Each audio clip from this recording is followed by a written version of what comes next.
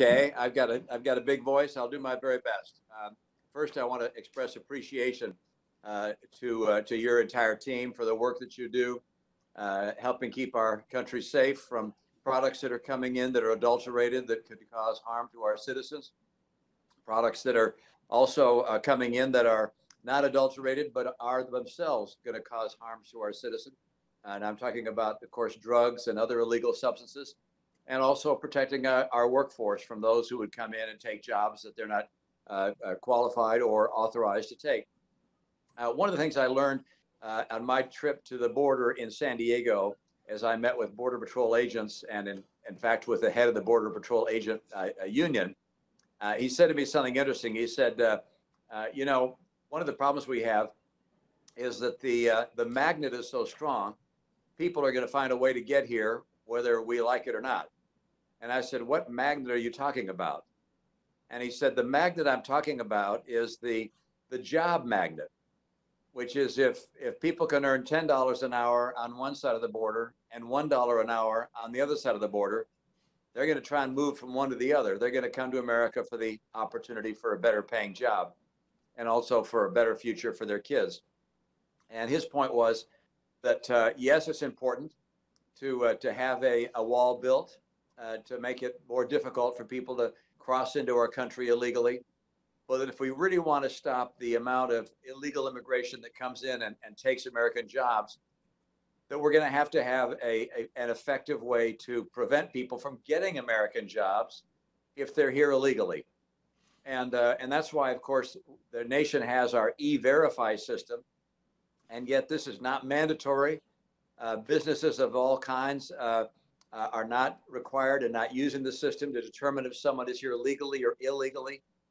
I guess the question is, what is your perspective and the perspective of the people you work with on what we need to do, not just to build a wall, which is important and I support, but also to change the conditions in our country so that we reduce the incentive for people to come here illegally? Yes, sir. So you are spot on. The job magnet statement, I completely agree with. That's what we see. That is absolutely, without a doubt, the overwhelming majority of the pull factor is that they are coming here for economic reasons. That's a fact. That's not hyperbole. It's a fact. So you're absolutely right. So we have got to do things collectively as USG, as a Congress, to pass meaningful legislation to address those incentives. Job factors. We need to continue to make sure and hold employers accountable that continue to hire people that are in this country illegally. If we do not do that, they're going to continue to come. No matter how bad our economy is in this country, it's worse elsewhere. And that's what we're seeing right now with COVID.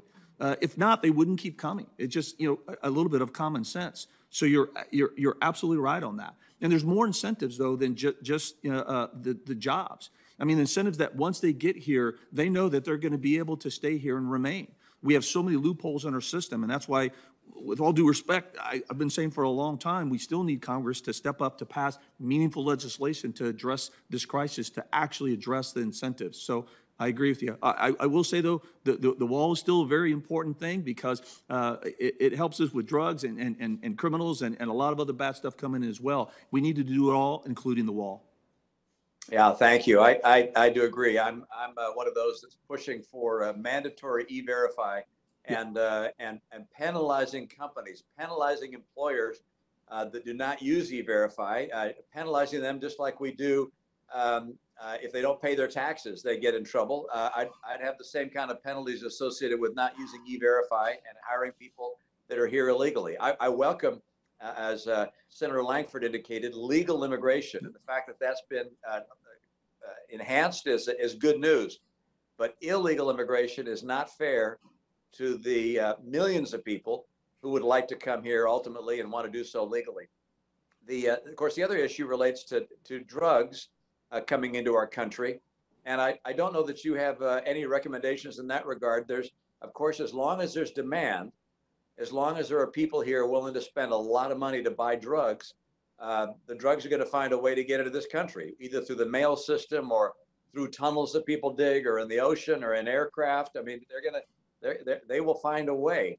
do you or do your colleagues have any thoughts about what we could do to reduce the demand pull, the magnet, if you will, that has been a scourge for so long in our country, a health scourge, but also a real challenge, I'm sure, for you and your agents as you seek to try and close off as many avenues as possible.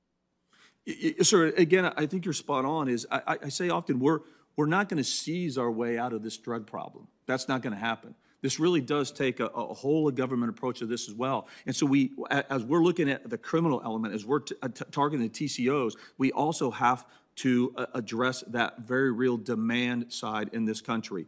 If we're going to solve the problem, it has to be simultaneously attacking that. But you're right, we're seeing drugs come in the mail environment. We're seeing come in through the air environment, through the sea environment, the land environment. You name it, they're using every technique that they can. But the Attorney General Barr, is spearheading a USG collective approach how we can get better to target the cartels, target the smuggling organizations. CBP is an integral part of that. And we're making some headway. We're continuing to improve our strategies so that positions ourselves to more effectively go after these cartels and hopefully try to disrupt them as much as we can. Thank you, Director. Appreciate your response to these questions and very much appreciate the work that you and your team are carrying out on behalf of our country. Thank you, Mr. Chairman.